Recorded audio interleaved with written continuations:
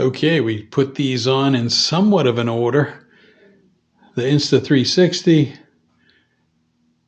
the Canon, and the Osmo Action. This is a 3-camera test in my new office studio. There's a little bit of an echo because the room is about as empty as you can get outside of a desk and some of the other stuff.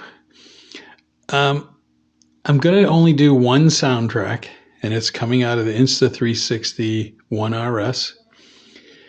It is just to see what the cameras look like, and I'm gauging my bet on the Canon M6 Mark II as the camera.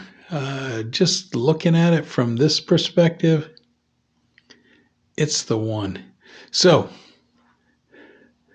Canon M6 Mark II, the Insta 360 RS with the 1-inch lens, and now let's just go over here, and here's the old Osmo Action.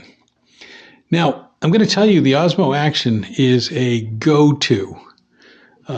Make sure the door is on, take it to the pool, take it to the ocean. That's my water camera.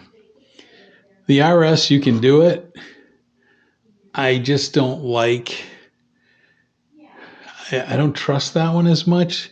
I've had a lot of good experience with the Osmo Action in the water, bright sunlight. The original Osmo Action, not the Osmo Action 2, the little square box, the original.